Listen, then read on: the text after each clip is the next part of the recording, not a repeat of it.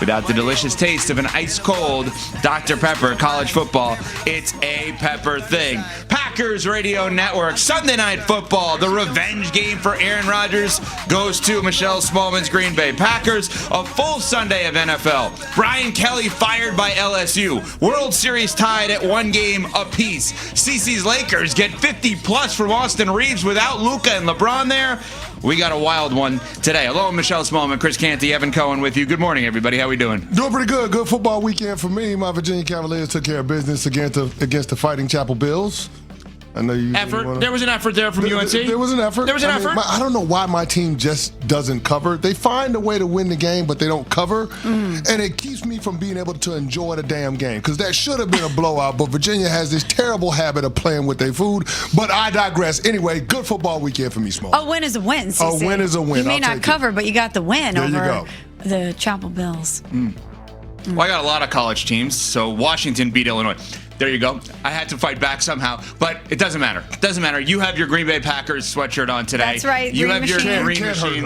No, not today. Can't hurt me today. After that Jordan Love performance, there's no chance you can hurt me today. Green Bay beats Pittsburgh last night, 35-25. Pittsburgh and Aaron Rodgers up 16-7 at the half. Yeah, Green Bay in the second half outscored the Steelers 28-9. Jordan Love 29-37, 360, 3 touchdowns. At one point, at 20 straight completions.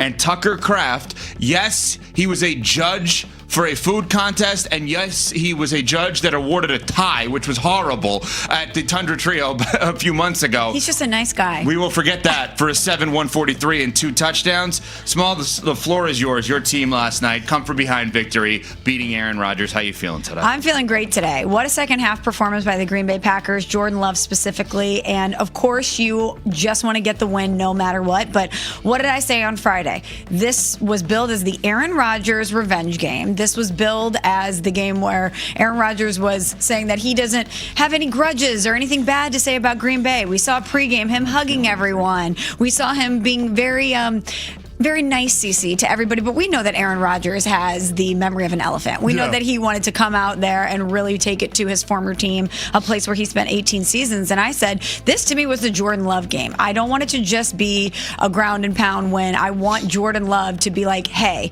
Goody made the right move in drafting me. Goody made the right move in making me Aaron Rodgers' successor, not only in general, but when he did. And boy, did he prove Goody right in the second half. This is the type of performance we've wanted to see from Jordan Love so far this season. The accuracy, the tenacity, the brio that he played with. It was unbelievable to see Jordan Love step up in this way. And let's hope that this is a catalyst for performances like this for the rest of the season, because we know that at a certain point, Jordan Love turns it on, and in the back half of the season, that's where he really shines. No doubt about it. I mean, Jordan Love was absolutely phenomenal, but I don't want that to overshadow what you got from your defense yesterday. Yeah. Those dudes were downright dominant. Half of the Pittsburgh Steelers' possessions ended up being 3-and-outs.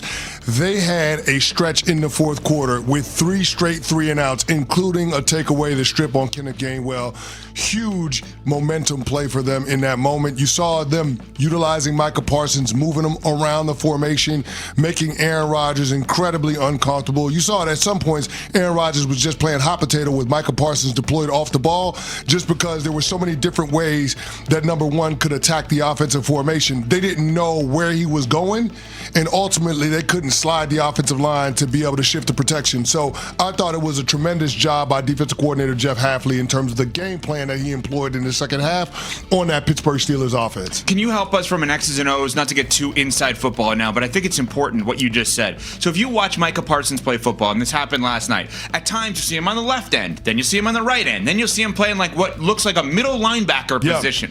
What does that do to an offense trying to protect a quarterback, in this case Aaron Rodgers, when you have a singular player who's so dominant and you have no idea where he's going to line up? Well, you know, if he lines up on the left side or the right side, that's where he's going to be. That's the side he's going to rush off of. But when he's in the middle of the formation, that screws you up? It screws you up because he can hit straight downhill. He can go to the left. He can go to the right. And you saw there were instances where they ran 3-man games with Micah Parsons wrapping around the edge. There were times where he just run through the A gap or the B gap.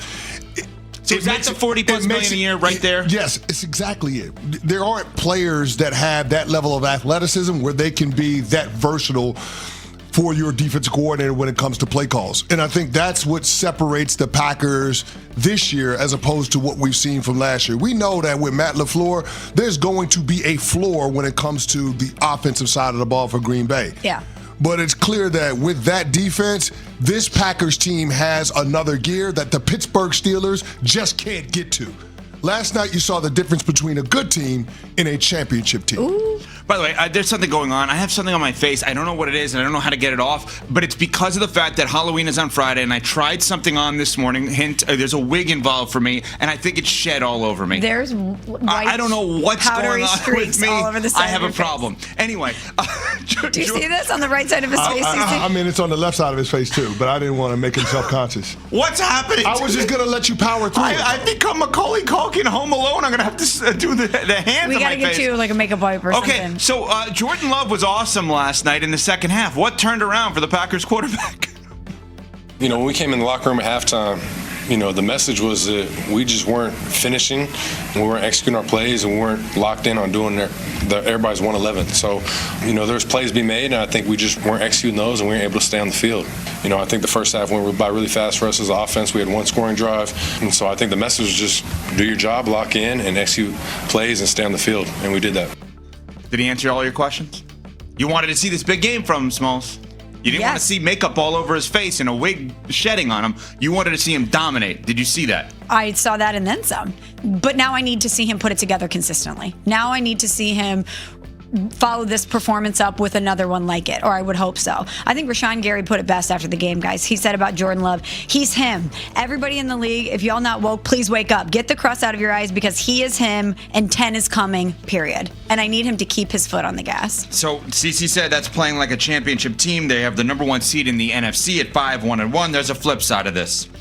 The Pittsburgh Steelers are no longer the favorites in their own division. The Baltimore Ravens are back to being that per ESPN Bet. Aaron Rodgers, of course, is the quarterback of the Pittsburgh Steelers. And what's needed to get them back on track here? Well, just an honest assessment. I think setting feelings aside and being okay with criticism, any position, any player, and being honest about what we need to do to improve. And then we can't beat ourselves. I think in the 3 losses, there's been times where we've had opportunities and we've hurt ourselves with turnovers or just negative plays. So we gotta cut those out. We gotta get on the same page on offense and defense and keep the faith. It's wild to think that after the start they had, they've lost 2 games in a row. No Burrow, no Lamar. Obviously, Cleveland is not very good right now offensively. And if the Cincinnati Bengals somehow scored another point or 2 yesterday, they're right there with the Steelers. The Steelers are only 4-3, and you know their point differential this year? Flat. Not plus, not minus, flat. They've lost 2 games in a row. They are trending in the wrong direction. CC, we said it before the season that this could be Mike Tomlin's first losing season. We backed off of that a little bit based on the fast start that they were ahead on there with the rest of the division. Do you believe right now, on October 27th, that the Pittsburgh Steelers are going to win this division? You just answered the question without answering the question. Yeah. Even the hesitation is a disaster for the. You cannot have someone hesitate with that lead you have. Look at their schedule coming up. Well, I know you do. In his schedule over there. Well, that's how we forecast what we think is going to happen with said team. Fair. Guess who they have next? The Colts. Then you have the Chargers. Then you have a division game versus the Bengals. That one already lost. That one feels like a toss-up, right? At Chicago. Then you have the Bills. And then you go to Baltimore, which you're hoping that at least they're hoping that Lamar's certainly healthy by then and that they go on this run that Vegas is forecasting. Then you close it out with the Dolphins, at Detroit, at Cleveland, Baltimore. So you have a little bit of a stretch at the end where you could maybe stack up some wins, but this stretch coming up is going to... Well, you would hope so if you're Pittsburgh. At Detroit and then finishing at home against Baltimore. Well, I was thinking more Cleveland, Miami, but I mean this stretch of games, you could potentially lose 1, 2, 3, 4, 5, 6 in a row.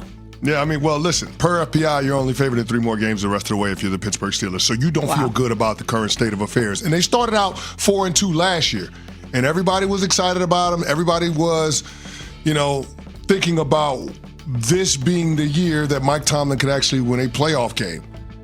We had the same conversation through the first 6 games this season, and seemingly things feel different now after the past 2 weeks. So Yeah, I think it's fair for everybody to be a degree, to meet the Pittsburgh Steelers with a degree of skepticism.